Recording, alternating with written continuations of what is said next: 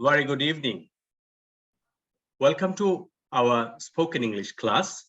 আমরা spoken English ক্লাসের মধ্যে সবচেয়ে গুরুত্বপূর্ণ যে বিষয়টা সেটা হচ্ছে আমরা কোশ্চেন করতে হয় আমাদেরকে।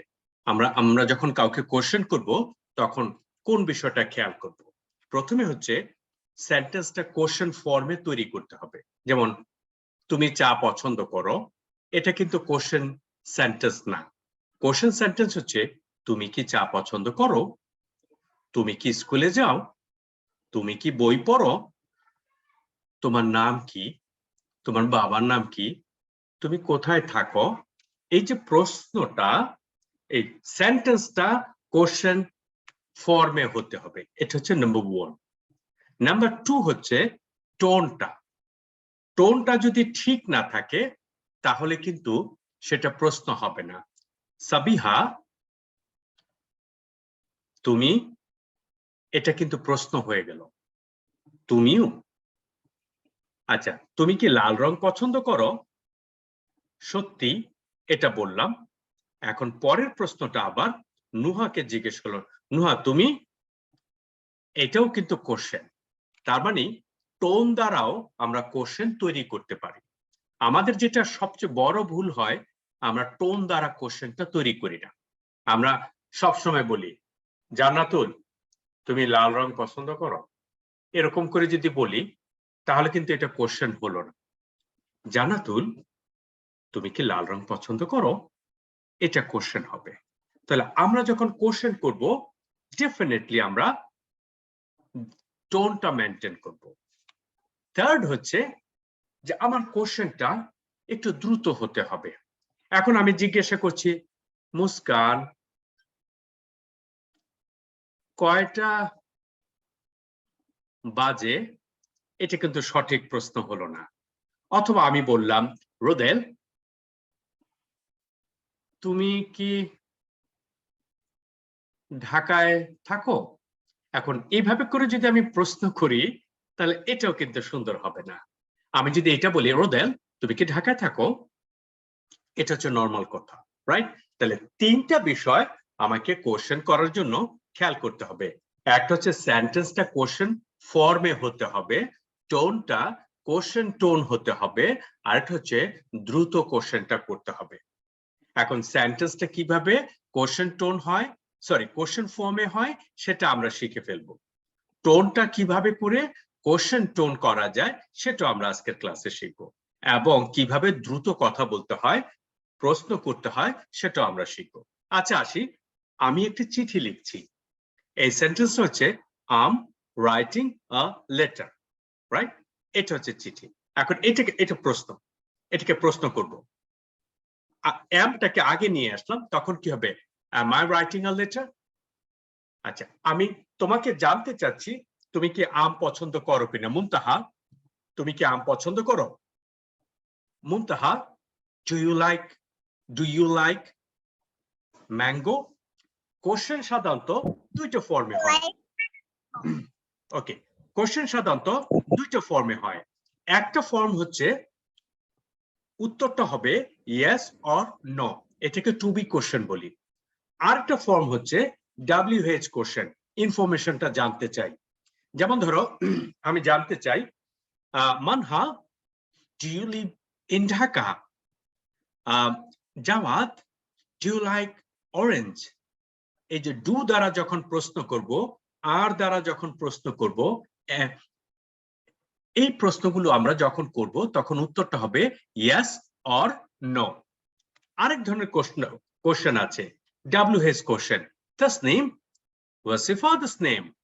এখন তাসনিম কিন্তু হা অথবা নাটা বলতে পারবে না, ওকে একটা তথ্য ইনফরমেশন দিতে হবে, এটাকে বলে WH কোশ্চেন।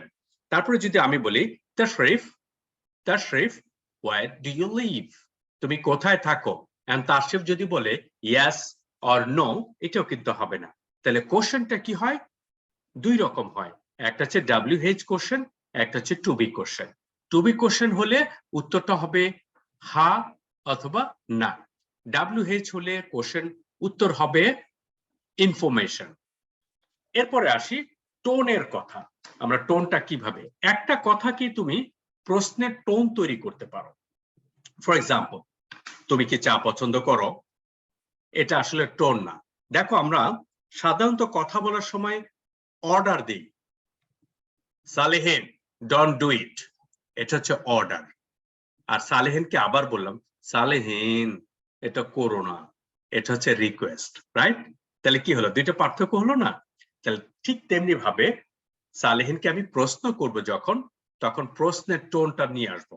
সালেহিন, তুমি কি ঢাকায় থাকো? দেখো, টোনের মধ্যেই কি হলো, প্রশ্ন চলে আসলো।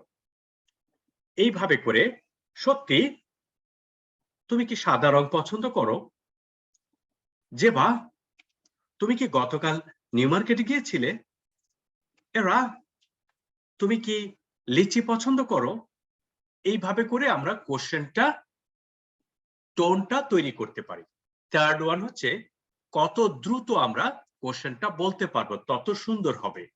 আর দ্রুত প্রশ্নটা হচ্ছে এরকম, যেমন তুমি এইভাবে বলতে পারবে না। ফর এক্সাম্পল, সাবিহা, তুমি কোথায় থাকো? এটা বলছি না, আমরা এইভাবে বলছি, সাবিহা তুমি কোথায় থাকো? তখন এটা ন্যাচারাল কোশ্চেন হবে, Sabiha where do you live? Sabiha where do you live? এখানে আরেকটা মজার বিষয় আছে, প্রত্যেকটা বাক্যের মধ্যে তুমি যে জায়গাটা জোর দিবে সেই অর্থটা প্রকাশ পাবে। যেমন সাবিহাকে আমি যদি বলি, Sabiha where do you live, তার মানে সাবিহা উত্তর দিবে, I live in Malaysia, I live in Qatar, I live in Kuwait, right? কোন জায়গায় থাকে সেটা বলবে। আবার যদি আমি অন্য জায়গায় জোর দেই, তখন অন্য অর্থ প্রকাশ পাবে, রাইট? এইভাবে করে আমরা কোশ্চেনটা শিখতে পারি। তাহলে আজকের দিনে আমরা কোশ্চেন শেখার তিনটা মেইন বিষয় শিখলাম। একটা হচ্ছে সেন্টেন্সটা কোশ্চেন ফর্মে তৈরি করতে হবে, দ্বিতীয় হচ্ছে কোশ্চেন টোন তৈরি করতে হবে, তৃতীয় হচ্ছে স্লাইট দ্রুত বলতে হবে, তবে এটা কোশ্চেন হবে। কয়টা বিষয় রোদেল? কয়টা বিষয় রোদেল? রোদেল রোদেল বলো তো, কয়টা বিষয় আমরা আলোচনা করেছি? রোদেল, আর দেয়ার? ওকে। তাশরিফ, তাশরিফ বলো তো, কয়টা বিষয় আলোচনা করেছি? তিনটা। তিনটা। কি কি? Number one, number one, question structure, সেন্টেন্সের প্যাটার্নটা কোশ্চেন প্যাটার্ন হতে হবে, রাইট? ওকে। নাম্বার টু, নাম্বার টু কি হবে? ইন্টারনেশন। ওকে, আমার কি করতে হবে? আমাকে বলো, তুমি কি করতে হবে? কে পারবে? কে পারবে বলো তো? কোশ্চেন টোন, ইন্টারনেশন করতে হবে স্যার। কোশ্চেন টোন তৈরি করতে হবে। Okay. Number two. Number three কি হবে? স্পিড। স্পিড বাড়াতে হবে, স্পিড দিতে হবে, রাইট? এই তিনটা হলে কি হবে, আমার কারেক্ট কোশ্চেন জিজ্ঞাসা করা হবে, রাইট? ওকে। তাহলে আবার বলি তো, কোন তিনটা বিষয়? সত্যি একটু বলো, সত্যি বলো তো, তিনটা বিষয় কি কি কোশ্চেন তৈরির সময়? প্রথমটা হচ্ছে কোশ্চেন টোন। না, প্রথমটা হচ্ছে কোশ্চেনের স্ট্রাকচারটা মেনটেন করতে হবে। কোশ্চেন যেই রকম করে হয়, স্ট্রাকচার, কোশ্চেন স্ট্রাকচার, রাইট? নিয়ম কোশ্চেনের structure. Number two, question tone. Number two, question tone. Tone. Number three, fluency. Fluency. Fluency. Fluency. Fluency. আচ্ছা, আচ্ছা, যাদের কথা একটু আটকে যায় তাদের জন্য টাং টুইস্টার আছে। টাং টুইস্টারটা বেশি করে প্র্যাকটিস করলে আমাদের ফ্লুয়েন্সি চলে আসবে, right? Thank you very much. Okay, will practice now.